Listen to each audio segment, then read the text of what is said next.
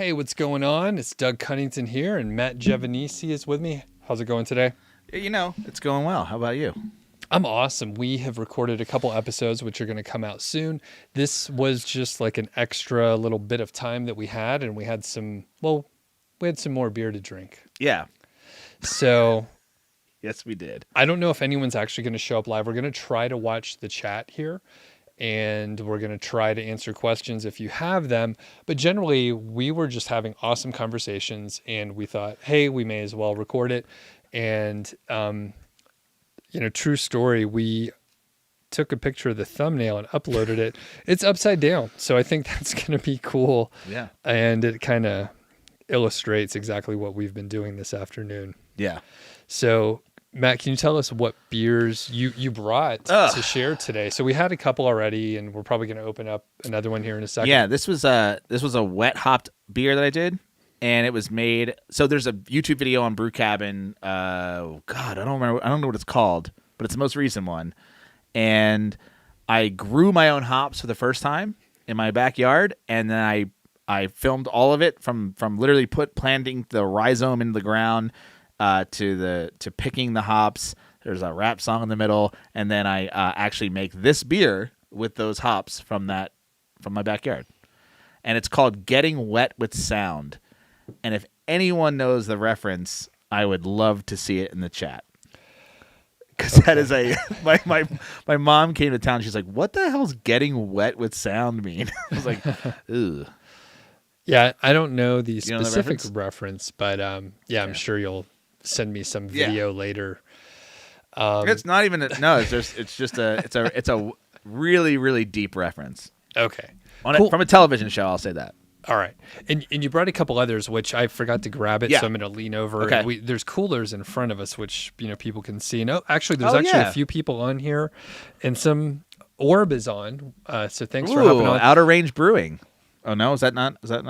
Unfortunately, Orb is disappointed. It's you, Matt. They were hoping I for a thought better it was Matt. Matt Diggity. No, it's Matt. It's Matt, no doubt. And did we get the other one out, or is it the other one? Is it one of these? No. Okay. Where's the other one? Did you grab it? Yeah, I got it in here. And we No. have coolers, and I placed them in a spot where it's perfectly unreachable. I'm not Matt Diggity. I have my site's called Money Lab. His site's called Affiliate Lab, right? Is that right? He is has Diggity a course. Marketing. He has a Diggity course called Marketing. Affiliate Lab. Yeah, that's right. Do you know Matt? I do not know Matt. He's a good guy. I've never met Matt. Very smart guy. Is his last name really Diggity? That can't be right. Nope, I think it's an online Like moniker, like pseudonym. a pen name. Yep, exactly. Okay. Yeah. Yeah. So, but yeah, good guy, very smart. A Nomad Overseas is on, so thank you for hopping on. And we don't have any specific things to talk about, but like I said, Matt and I were kind of shooting the shit about some stuff. And one thing that I want to ask you about, Matt, because you were part of a podcast called Listen Money Matters, which was a big one. It's actually still a big one from what I understand. Yeah. All right. I don't know how they rank. There's some website where you can kind of see like how good a podcast is. Yeah. And the Doug Show is like top 5% technically, which I thought was good. But then Of podcasts? that's what it says on this one website. Yeah. But when I looked Did you start the website? yeah, it's a little survey that I took from like 8 people. Yep. But yeah, so the Doug Show is not too bad. And the thing that made me think that maybe it wasn't extremely accurate was my new podcast, Mile High 5, was also top 5%. So I'm like, well, they must be doing some rounding. Maybe. But when I looked at Listen Money Matters, it was still like extremely high. And that's, you were part of that show, and we don't have to go into the history too much. You can if you want. But it's not sensitive. It's not it's not a trigger. Well, I do wonder. I mean, I think about how podcasting has shifted, and like I do okay with some sponsors on my show, and we don't have to go into a huge tangent. But I was like, man, if you and Andrew were still doing the show, like you guys could be making like basically whatever you're doing now would just be an interesting thing that you decided is not even worth your time. Yeah. But I mean, there's still an audience there, right? Yeah, absolutely. I'm actually going to talk to Andrew on Friday, so we'll see what comes of it. But yeah, I think about that a lot. I was I was on a happy hour call with my community, and I miss podcasting so much, and I can't figure out how to do it again. I can't. And every time I have an idea or I think about it, I end up talking myself out of it from a marketing perspective, not from a broadcaster's perspective. Because when I was a kid, the only thing I wanted to be besides like a musician and a rock star was a radio DJ, like somebody who could like, the ones and the twos, like this next band is Three Doors Down, and they have this new song called Superman. You got to hear it. Here it is, Superman. Child of the 90s when we like were just in high like school, yeah, I just wanted to like I had that timing, and I just wanted to do that, and I thought that was so cool to be like the DJ because you know, and as a kid you go to these like these concerts that these radio stations would throw on, and like the celebrity was the person you listened to every single day. And I took a little bit of broadcasting too, like some classes, before in high school. I would go to like the Philadelphia radio stations, and I did like some real radio, storytelling and broadcasting. Nice. Yeah, a little bit. I was just into it. And then when podcasting came out, I'm like, oh, this is it. Yeah. It was like the pirate radio kind of thing from, wasn't there a movie with like John Cusack or whatever? Yeah. So it's like you could do your own radio show. Like, did you do that as a kid? Did you ever have like on a cassette tape? No, I never. I used to do that all the time, where I would, like, my friend and I, or like just me in my bedroom with like a little microphone and then like a tape recorder, and I would do DJ talk radio stuff. Yeah, and I loved it.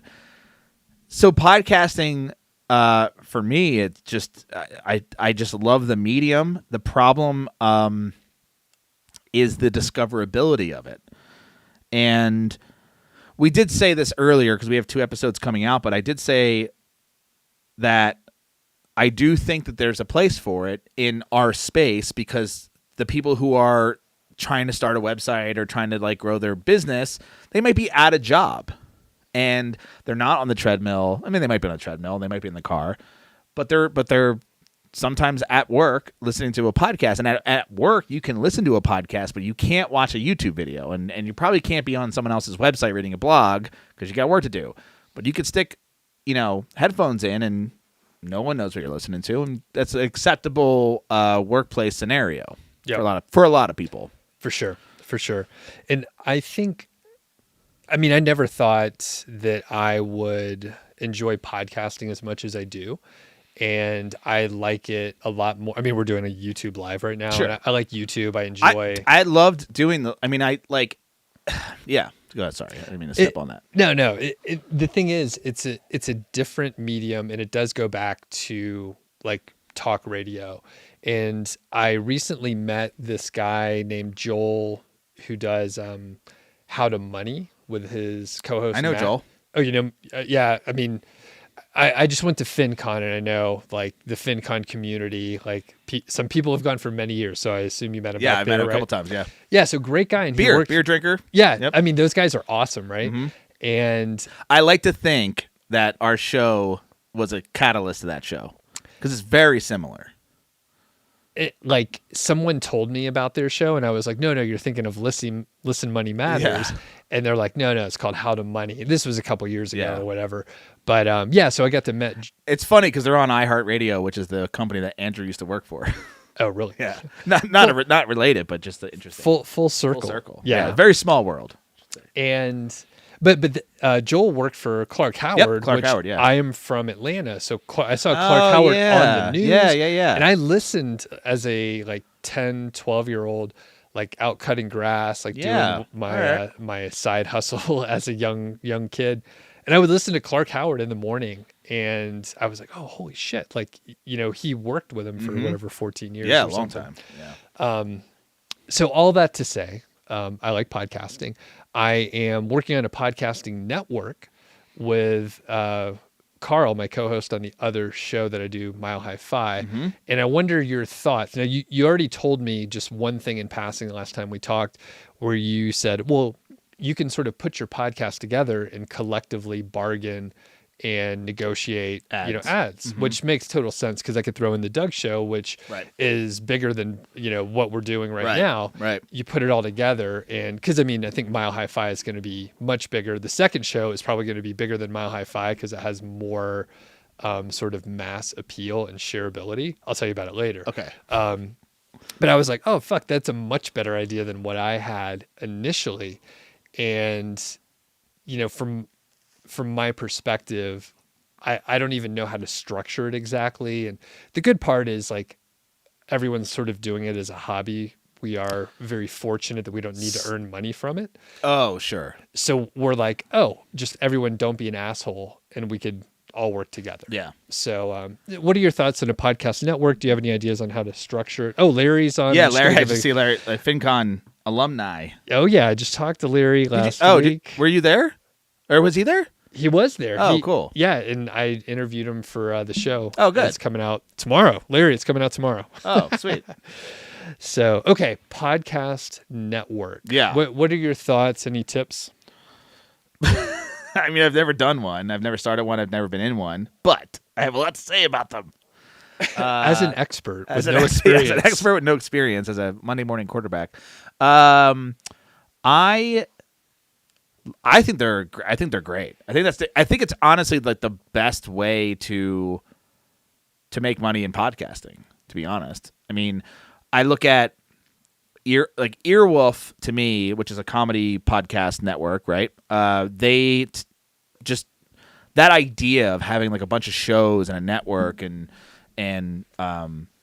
having that sort of leverage to say, hey, to an advertiser like Squarespace or some big company that's like, look, I got 10 shows and collectively we get this many downloads. A lot of those downloads could be overlapping, but it just makes sense to get those bigger advertisers, and those bigger advertisers sort of lead to obviously other advertisers, but also like kind of add some credibility to your show.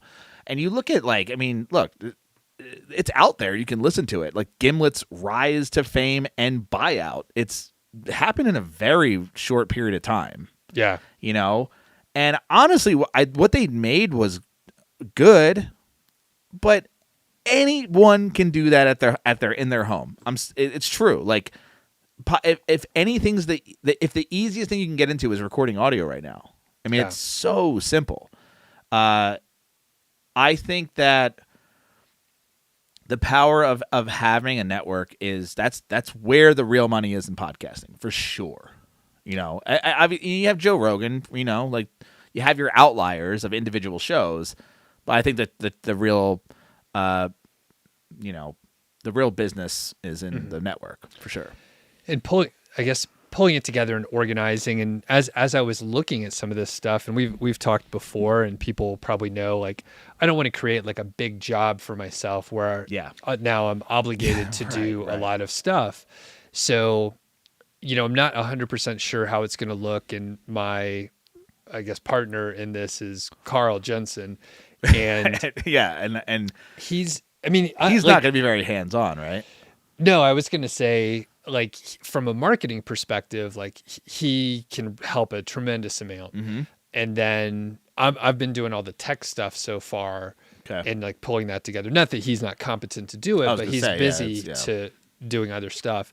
But in general, I'm not sure how it's going to look or what our sort of vision is. So Carl and I are going to have a conversation and figure it out. But I mean, like you're saying, like the money's potentially in a network, but like Carl and I are so fortunate we don't care that much. So it's like we can push that out farther, which in an interesting way makes our negotiating position much stronger. So once we're like, oh, we're open to work with people, we could come and basically have a lot don't care. Because you don't care. Right. Why? Which is weird. We don't care. I love that. That's how I feel about Brew Cabin, where it's like I don't need any of this. I'm doing this regardless for fun. It's really fun. How do you and Carl get up the momentum to do the show when you have nothing, you have no fire? Nice pun. Yeah. To like motivate you. So our episode, is it just to number hang one- out and drink, honestly? Well, you know what? We normally record in the morning, so we So not rarely that. drink. We want to have good conversations with smart people. And he comes here, right? He comes here, it's we so shoot you, him you have live. to open your home for that. Yep. You have to like shower, prepare that a man. We dress up. Because you have to film it.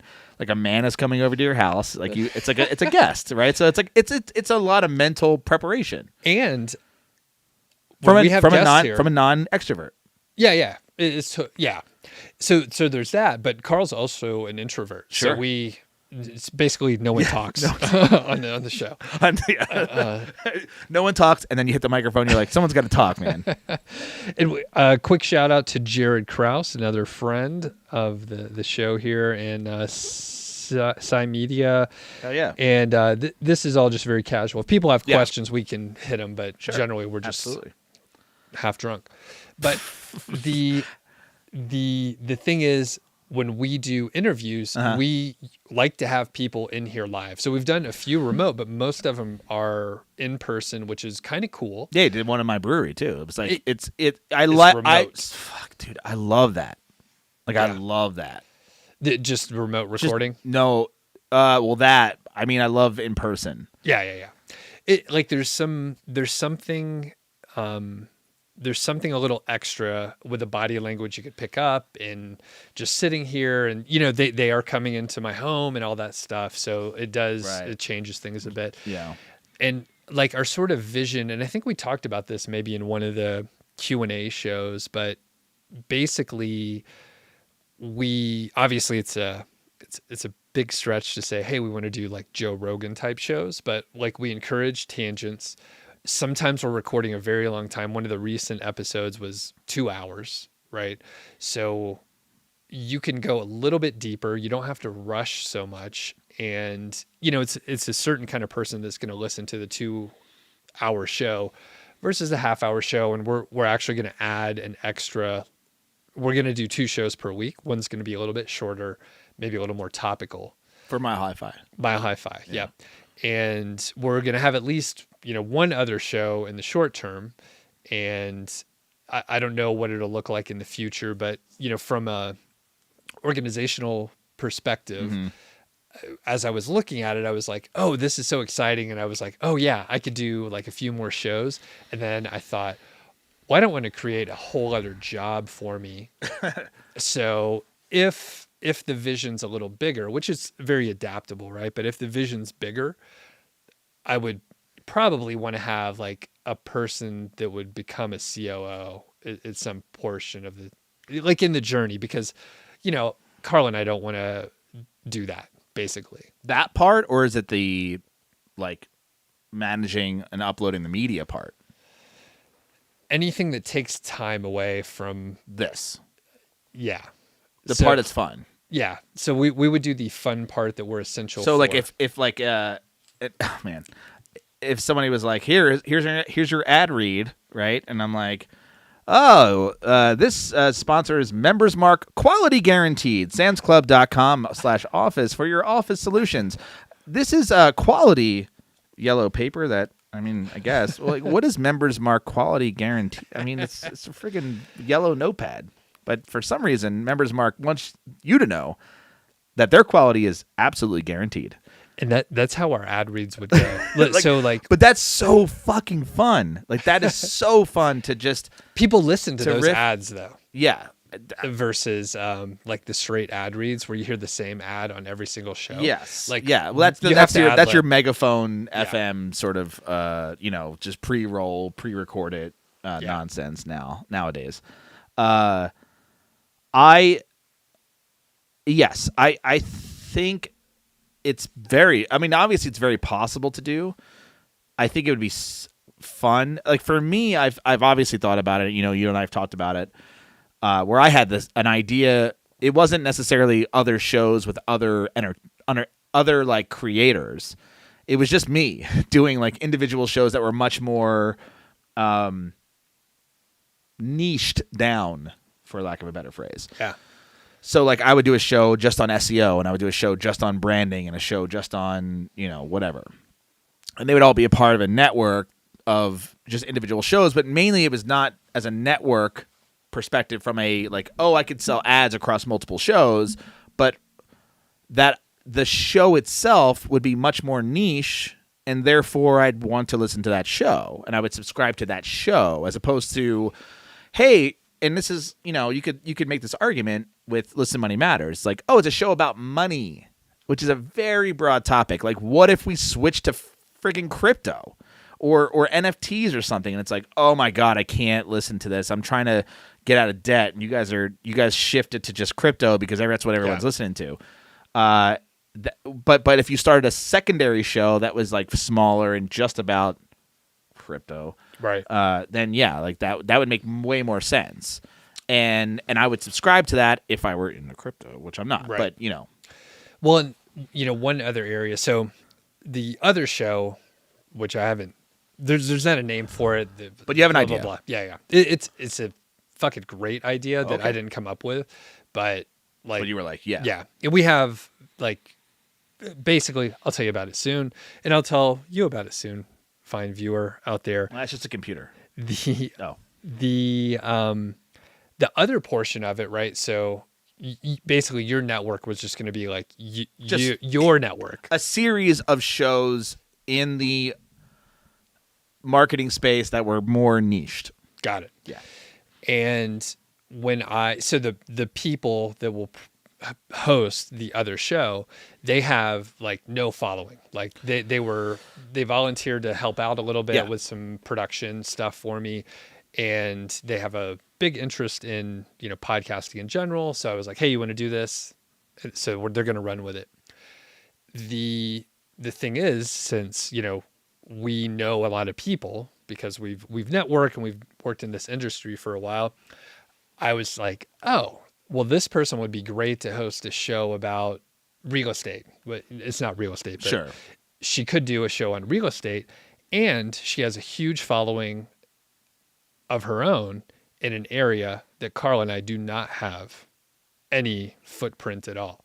So there's a great overlap of like thoughts and ideas. I mean, but not the audience. And she has skills that she can help us with. Yeah. And we have skills that we can help her with. And I'm like, oh, like everyone wins. And we have the collective of like advertising. So, I mean, even if she's not interested, there's many other people. And then that's when it hit me. I was like, oh, I have a footprint on YouTube. Carl's bigger on Twitter. I have an email list. She's on Instagram and TikTok. So I was like, oh shit, this is, your wheels are turning now, right? So I was like, oh, there's some legs here. And that's when I thought, I don't want to create another job where I need to work like 50 hours a week and have like responsibilities.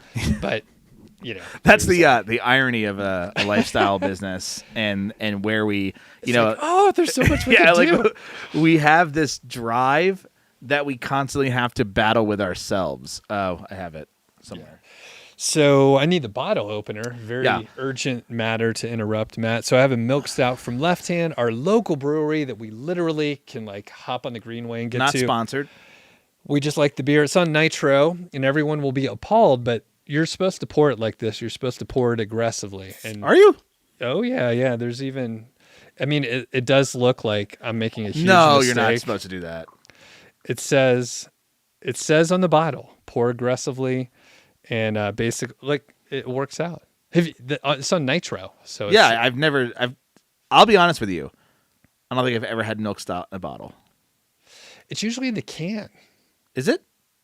Often, but it's in the bottle too. Okay. So anyway, you have a stout glass. I got a stout glass for you, that taller one there.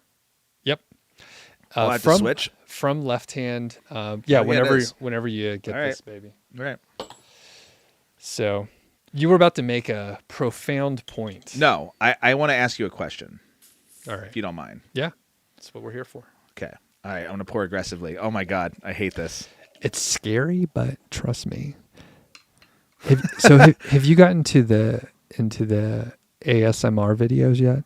No. Can you hear? I mean, that's why we have these microphones like this. Dude, if some fucking person is talking to my ear like that when I'm trying to sleep, I'm like, could you just go to bed and shut the fuck up? You're like, Steph, get out of here. Yeah, what are you doing? Just go to bed. I hate this. It's my nightmare. So I'm thinking about starting a Twitch channel where I just do this. Do you think that's a good idea? If you just drink beer the whole time. That would be kind of actually, that would probably work. It would be okay. And then I'm like, oh, head over to Niche Site Project, blah, blah, blah. Dude, I didn't think there would be a guy that made videos cleaning pools that would blow up. And here we are. Here we are. Son of a bitch. What's your question? Podcasting versus YouTube. Why even podcast is my question. I see so many people starting podcasts and who've had them. You know, in our space, outside of our space, I feel like it's growing and there's an audience to be had, but it's not YouTube. You know what I mean? Like, I feel like YouTube is just like, there's so much more there. It can grow so much bigger. And my question is like, even if we were to talk about the biggest and the only reason I bring up Joe Rogan is because he is the biggest podcast, right? It's like, he's, not that I like him or anything. I like his stand up, to be honest. But the reason he got popular is because of his YouTube, right? The YouTube helped Right? a lot. I mean, you know what? I don't know exactly, but as you were saying it, I was like, his YouTube clips and his YouTube channel were a part. I mean, that's one of the reasons why Spotify has a video, right? Like they are connected. But so your question is why podcasting? Why not just do YouTube? And are you thinking about that with this network? And then, everything will be on YouTube as well. So, yeah. So why? Yeah. So why even put it up as a podcast? So, and I'm asking kind of like, I think I know the answer. And also this is literally something I'm wrestling with, which is I want, like, people keep asking me, and maybe this context helps. They want, bring back the Money Lab podcast, please. And I'm like, I have a YouTube. They're like, I can't. Yep. With the YouTube. So there's, and I am still processing the answer to this, and as I get more information, I expect it to shift in the future, because we're dealing, on YouTube, we're dealing with an algorithm, but it can shift. So one thing with YouTube is it's a constant source of distraction, right? Like there's other videos where, and I hear what you're saying. You watch YouTube too, right? And even though I'm into the topic and I like the person, if I'm bored for like 8 seconds, I'm like, what else is over here? I'm going to click over. That's a good point. All right. I'm like, oh, and another one of Matt's teardown videos. Did I already watch that one? Blah, blah, blah. And I watch a lot of YouTube, but I listen more to podcasts on a per do? Basis. So you are a podcast connoisseur. Yes. What do you listen to? So I listened recently.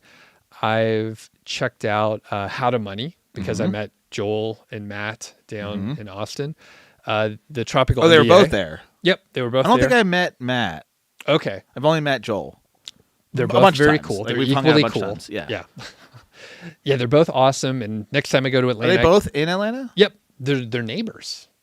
Oh, so they're... Okay. Yeah. And the thing is, they live like a couple miles from where I used to live. So it's like, right there. And potentially we even know some of the same people. Wow, interesting. Right? Okay, cool. So small world. Not same high school? No. Okay. No. But Tropical MBA, another show, entrepreneurship based. I've talked about that one before. That's still going, huh? That's been around, right? Dan something? Yeah, Dan Andrews and Yeah. Ian Schoen, Okay, I think. Yeah. And yeah, they're fantastic. Wow. And they they're old school. I mean, Oh, like yeah. They've been 2000, around for forever. not like 8. I'm not quite sure. Like very long time. And I'd have to look back, but Lex Friedman, I started listening to some of his shows. The Not all robot, of them. right? Yeah, that's right. And then I do listen to Joe Rogan some, but only if I see a guest that That you're want to interested hear in. about. I really wanted to watch Tarantino, and I'm like, I'm probably gonna hate Tarantino if I watch this. I like his movies, some of them some of the more recent ones. I know that sounds like so anti Tarantino. Yeah, I think he's a.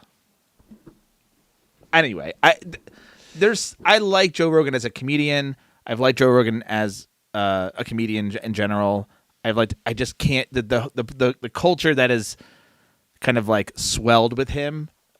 It's hard because I do like I don't want to be I want to avoid that at all costs if I can. It's like he got too popular for you or something. Because the thing is, like, I've listened to, some shows in full if I really wanted to hear the guests. Actually, like with Lex Friedman, like when he was on the show, I listened to all of it. And I don't get that guy's deal. Lex Friedman? Yeah. He's a robot, right? He, What's his like claim to fame prior to podcasting? I don't know. He's a I'm not sure if he's a computer scientist, but he's an intellectual and basically works in the AI field. I think his podcast was initially like AI related. Okay. And then he started like branching out and doing more and more. And, now it is funny because he is robot-like. Yeah. And people are, it's hilarious because he does have a good sense of humor, but it's extremely dry. Yeah. And it's like, it doesn't even have to be that funny. And you're like, oh, that's a nice little. That's a joke. That's a joke there. And it's so deadpan, which I actually do myself occasionally. I love that kind of humor personally. It's really, it's pretty good. And he hits some like deep topics and, he's I think he's a PhD, like super smart guy. So he can go like deep into areas. When do you listen to these? Often when I'm out walking the dog or potentially on a jog or working out, which probably on any given day, I'm doing like collectively of all that, like 3.5 hours. So you're doing like, really? I'm outside a lot. Yeah. No wonder you're so thin. I am. Yeah. I do all that so I could drink a lot. Mm-hmm. I do the opposite of that. but I feel like the only time I listen to podcasts are either in the car or if I'm working out, which is rare. And also the car is actually even more rare. Yeah. Cause we're not doing it. Yeah. So I've become less of a podcast consumer, but at the same time, I feel the same way about podcasts as I do about books, where I know that it takes up time and I don't want my time to be wasted. And I am very, very, very like cautious when it comes to books to pick up and to read. I either have to already know that it's going to be good or someone I trust like wholeheartedly is like, this is the best book. You have to read this book. You'll love this book. Otherwise, if I get halfway through a book, I'm like, that was 3 weeks of my life that you just stole from me, you dumb book. But like, so that's why I tend to read. You're against reading? God damn, man. Come on, no, man. I'm not against it. I just, I'm just giving you for 2 years I made it a habit, right? And I read like 50 books a year, so I'm not against it. It's just like it's not my favorite thing to. It's not a relaxing thing. It's not my favorite thing to do, and so like. And also, if I started when I was reading business books, I was like, I was a vivacious reader because I'm trying to learn something. But and with brewing books, also I could read brewing books all day if I'm trying to learn something to put into action. It's very hard for me to just relax with a book or to, especially if it's like a story and I'm like halfway through, I'm like, this story sucks. There's not going anywhere. But I feel the same way about podcasting, where I'm like. it's better. It has to be recommended to me. Like it's such. I feel like it's such a hard format to just quickly pick up and want to subscribe to. Like it's like it the only way it really works is if. Yep. And I'm not arguing. I mean, what I wish was that we had a radio station and like you like that kind of music, you turn it on and there's a guy, or a DJ that's sitting there and spinning the whatever. I want to podcast so bad, but as from a marketing perspective, I have a hard time crossing back into it. Gotcha. Especially and I can go into Listen Money Matters because I feel like that's the way more interesting thing, and perhaps stuff that I think I've talked to you about it a little bit. Yeah. in detail. Well, before you go on, and I'll give you a chance to drink some beer because the tough part is you talk so much and you can't drink as much. So, and I get to drink a lot. Yeah. At one point, I got a whole beer ahead of you, but the other part with podcasting, you did. You got a whole beer ahead of me? No. Oh, okay. I was like, when the hell that happened? I love the alarm.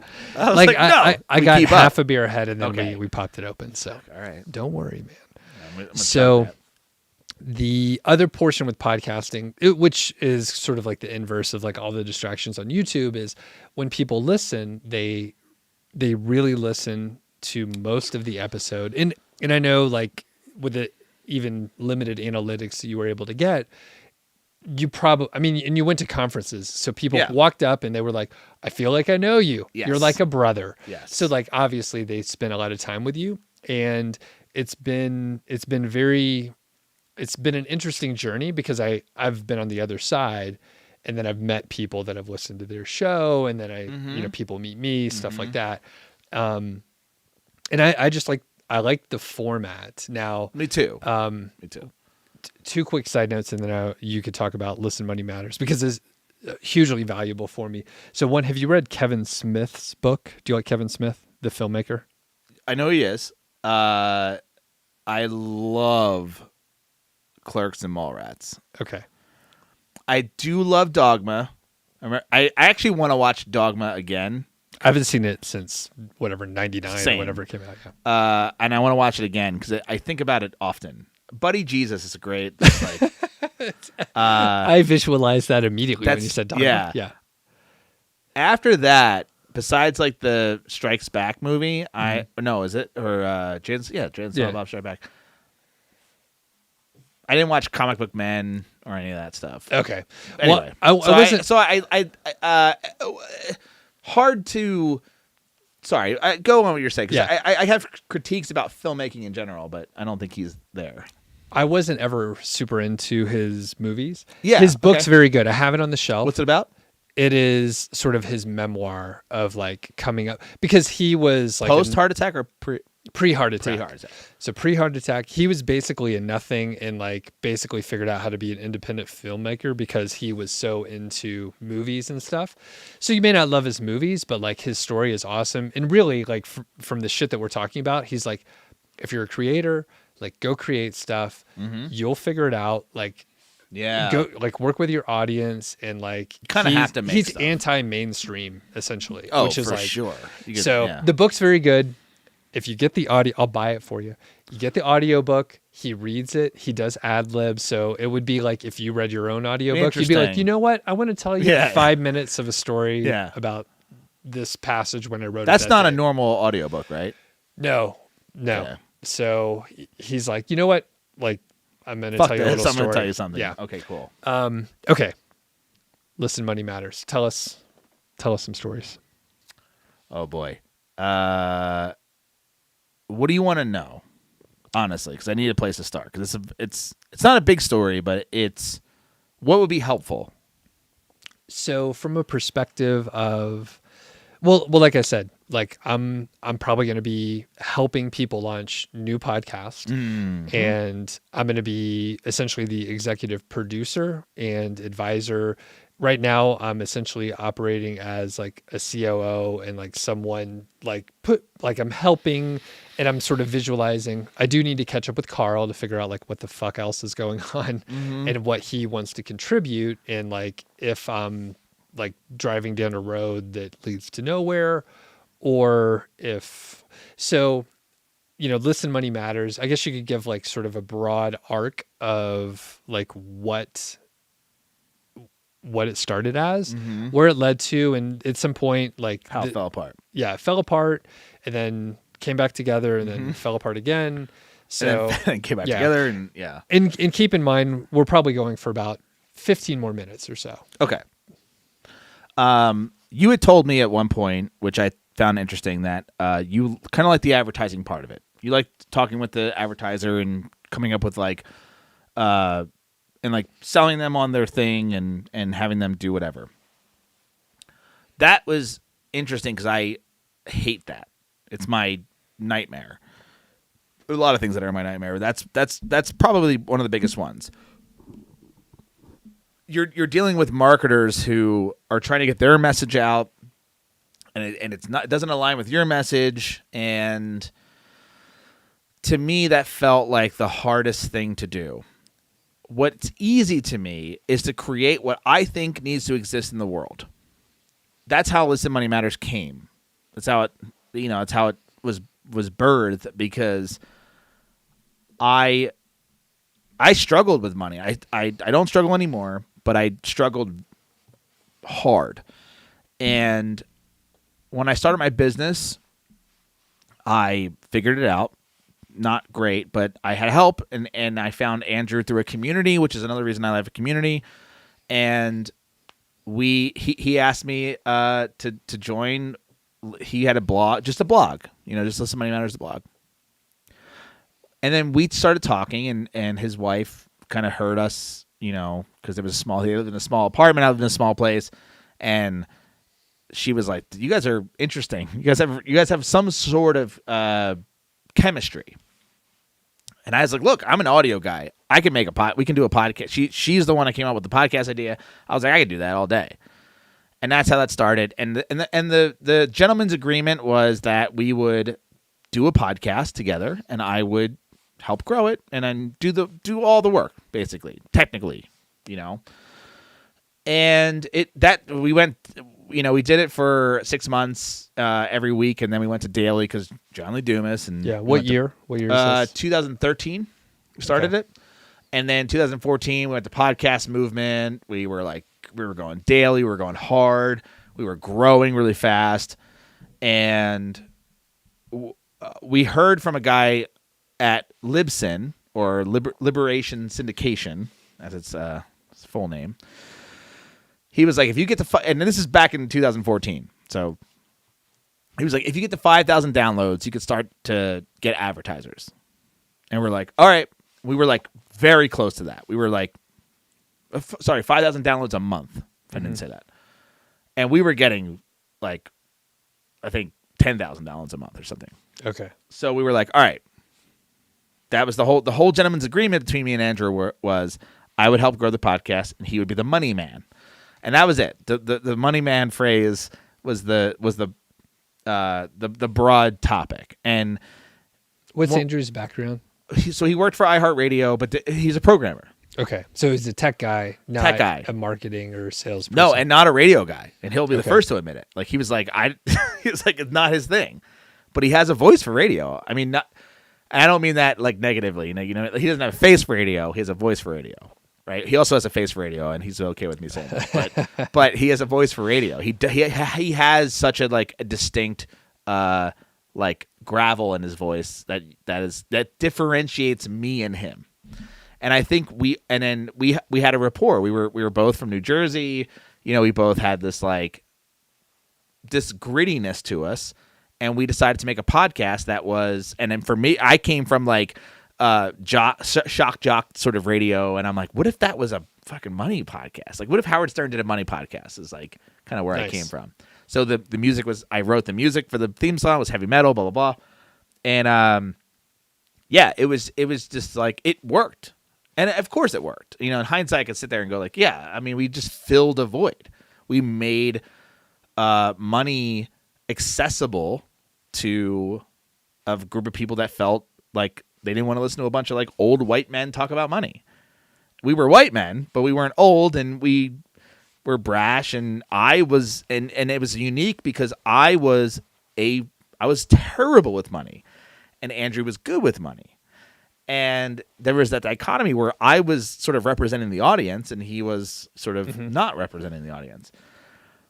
And it worked for forever. And we grew an audience and we continued to grow, and it switched because I dropped off because there came a point where the show needed to make money. Right. And we were there. And that was the whole point. And then Andrew did not, and I'm not going to discredit him for this because this is exactly what I also didn't want to do, was to sell advertisers. I hated that. And he wasn't good at it, and he also hated it. So here we are, two guys. I'm a creator, so I love that world. He is a money guy, but more of a developer mindset. Sure. And did not want to schmooze financial companies to give us money. Right. And where does that leave you? That's a tough place to be in because, well, what's the business model in a podcast? It's advertising, right? He wanted to make software. I wanted advertising that I didn't have to sell. I just wanted to read the ads. I wanted to do my creative, part. And this is probably what year? Like 2016? 2014. 2014. Okay. So this is a long time ago. So I wasn't podcasting back then, although I wish I would have started a fucking podcast in 2014. I know, Jesus, yeah. I mean, it grew huge. Yeah. I mean, yeah. Can you share any download numbers or anything? You don't have to. No, but. I mean, so I didn't get to see it at its peak, I don't think. But I know at some point it was 80,000 downloads an episode. Okay. I don't know if that was post me, which I think it was, or at my peak. But Gotcha. I know that it got that high. Got it. Which to me was high. That's it's insane. That's a lot of downloads. It's a lot of downloads. You probably could have earned a lot of money from it. And that's the thing. Like, and it did earn money. Right. And they did have advertisers, and they tried to work with a lot of like third-party advertising sellers. Right. So it won a couple of things there. So number one, it was back in the day, so people didn't realize that they could reach their audience with podcasts. Mm-hmm. So even if there wasn't as much money in podcasts. So now fast forward several years, now people are like, oh, shit, even a niche audience has a very, it could be a very strong following, even if it's a small show, which is what that's true. And mine is. Yeah, and that happened with Money Lab. We actually, I'm pretty sure I'm correct in saying this. I could be wrong. Oh, right. But we did a 30-day blitz in October, which I've done recently, where we did an episode every day, and we had Hrefs as a sponsor. Yep. And I believe that we were the top earner for them as far as we brought them the most leads, and we had the smallest audience. But every day we just did a killer ad for them every day. So I know that if I got to sell stuff on a podcast, I can do that. I know how to read a script. I know how to make it sound great. I could tell you that when Andrew had to read scripts for he's so bad. And he's like, dude, I can't do this. And I love doing it because I love seeing fresh copy and just kind of ad-libbing it. And it's that to me, there's a game to it. You can go on a little tangent, and that is when people listen to the ads. I mean, I already mentioned this specific thing, but it's members mark. It's a big deal if you like you riffed on it and you go back and forth. And you're like, have you ever gotten this paper? And blah, blah, blah. Of all the papers I've seen, Yeah. this is like definitely one of the more high quality ones. The blue lines they definitely stand out more than most yellow paper I've ever seen. So yeah. I mean, and you. If I were gonna buy yellow pads, it would This is definitely not be from sponsored, Members by Mark. the way. No, Yeah. quality is guaranteed. We just like Sam's because it's closer. No. Costco's too far. Yeah, I from get here. it. I get it. Plus, it's blue. Tell you, no, it's good. That's right. But yeah, I think a lot went wrong. I think it was a bad fit of people trying to run a podcast. It was all talent, no COO, if you will. And it's tough. And I mean, I see, like, as I was getting excited and I was like, oh, I can get a person that's strong in this area and then one that's strong in that area. We can have a great overlap and have like a variety of shows. But of course, I'm not lazy. Okay. But I don't want to do a lot of work. If I came to you and said, I would love to do a show, here's my idea, and you were like, and I go, all I ask is that you get me sponsors and pay me, I don't know, whatever the cost I need to get the show up and running. Does that excite you, or is that like, no, we'll talk after the show. Yeah, after we finish here. Because the thing is, like, it's like you like, what part do you like the most? Is my question. Of the entire soup to nuts podcasting thing, is it setting up the XML feed?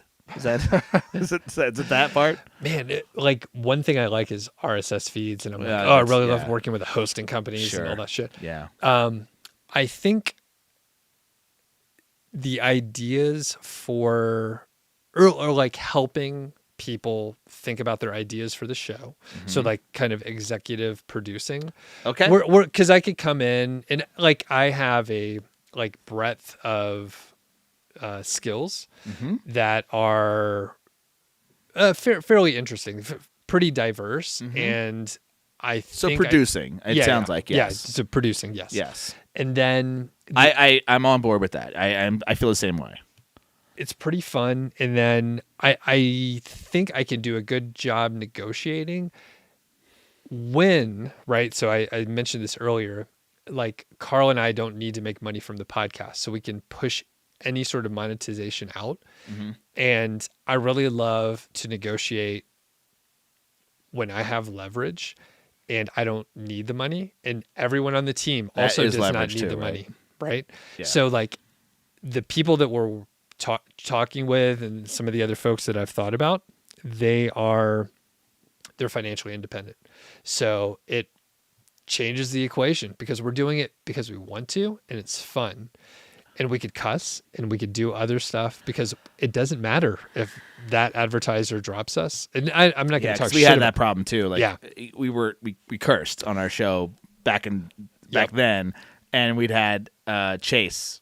They were like, nope. They were like, nah, you guys curse. We're like, we have an audience that has money. Why is that a problem? Yeah. And I listened to the Bill Burr podcast. Yeah. And I mean, he doesn't have a Chase advertising, but there's a lot of companies that want to get in front of an audience. And the thing is, like, if you have that position of like everyone's financially independent, which is not a prerequisite, but like if everyone is like, I don't need to make money from this, and we're doing this because we have stuff we want to share and we think this is fun, and obviously that's a very small subset of people, but that is kind of what I'm thinking about. And the luxurious thing that we have here in Longmont is like half of our friends are like financially independent. It's the hub of it. Yeah. So, I was like, hey, do you guys want to do a show? And it's like, yeah, like, so like a FI network, more or less. FI network. FI network. So we'll work on the name. Carl's in charge. Carl's in charge of naming it. We'll do business as something else. Yeah. But, yeah. So overall, production is pretty exciting. If I have like the negotiating power and we could pull a lot of stuff together. Yeah. That's pretty interesting. And I don't know if there's like other exciting parts, but I mean, like as a person who's helping doing the production, I could also be on the shows, which I mean, you love chatting, like you love talking. So I'm like, hey Matt, do you want to come over for 15 minutes? It's 6 hours later, we're still talking. Yeah. And But I love that. I mean, I could do this yeah. all. If this was my job, I would love it. And that's what I'm saying. Yeah. I'm like, I'm one of the people that I don't, helps. but I don't Go- want to be the go one on. that comes up with the freaking questions and comes up with the show notes. That's what I don't want to be that guy. I just want to be, and that makes the argument. Then what do you want to do? Like, what's your value? You just want to hang out. Yeah, you just want to be here and be on mic, and I do think there's value to that. As there's some value to that. Yeah. You know, like there's value to the guy that's like the comedic relief. Not that I'm saying I'm a comedic relief, but like the guy that doesn't put together a show, he's just there to like crack jokes when there's a lull or something. I mean, we could find a role for you. I could do that. I feel love that. Well, the thing is, I like putting, like, before you came over, I was like, okay, what am I going to ask Matt? And You it like was that. fairly straightforward. And It you know took me too, so it's easier today, right? Than like a new guest you've never had, and you have to like go on their website and figure Right. shit out. Yeah. But like show notes and the admin stuff, I don't want to do that. But that is Sure. that's a thing that is easily outsourceable. Mm-hmm. So no big deal there. And the thing is, like with the questions, like typically they are. I mean, sometimes you can go pretty deep, and I do like to listen to podcasts that people have been on before, and maybe go like a little deeper than the previous host. Yeah. But in a lot of ways, like there are core questions that I know I could ask regardless of who I'm talking to. And they apply in business situations, personal situations. Like as I've interviewed, I need to count, but it's probably well over 100. I mean, you probably interviewed well over 100 with all the shows you've done, right? Maybe. Oh, maybe. Yeah, I never thought of it. And Yeah. it's But yeah. yeah, and like as you're thinking, like you have a bank of questions, and you're like, oh, I could ask a variation of that question that applies for that person. I'm also I try to be interested in that person's thing. That's what when I was doing Money Lab Live, I only wanted to invite on my friends that I knew, and I knew I always had something to talk to them about, and I didn't want to invite on somebody or somebody that I wasn't friends with yet, but I really liked their stuff, and I just was genuinely interested, and I just like had a million questions, as opposed to somebody who I was like, oh, all right, Susie Orman wants to be on the show. What the fuck are we gonna talk to Susie Orman? And that happened. Like I was like, what do we talk to Susie Orman about? Like, and it was like funny because she was recording in her closet, you know, because that's how you record when you need, you know, sound Yeah. deadening. And I was like, I want to talk about you being in your closet. That's hilarious. You know, just in general. And she was like fine, but I feel like I got railroaded in that one. I feel like I fit in really well with that, like her sense of like brashness. Yeah. And I just felt like just ostracized in that interview. But again, I didn't really know much about Susie. I had to watch a ton of Susie Orman because I didn't know Susie Orman. So like, Right. I wasn't like a fan. So it was hard to interview Yeah. somebody like that.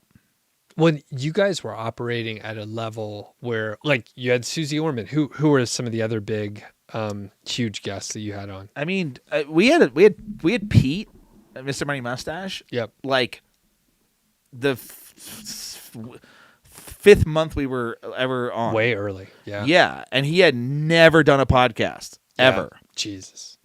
One of our biggest shows ever, because like no one ever heard his voice. Yeah.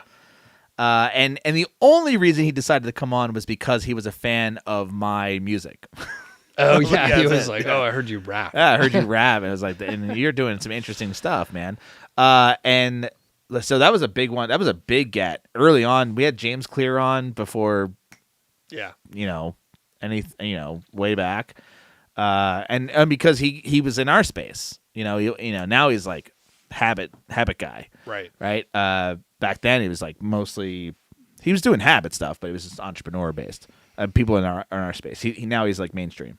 Vermeet, but Yeah. again, like he's hard to say mainstream, but Yeah. He's big in our area for sure. Yeah, I don't think anybody like the former co-owner of Netflix. We had once, Okay. but not Reed Hastings, somebody else. Okay. Well, and I was going to say, like, you guys were interviewing, and there's probably like people that were huge, but in their own particular space. Yeah, and became huge. Yeah. Honestly.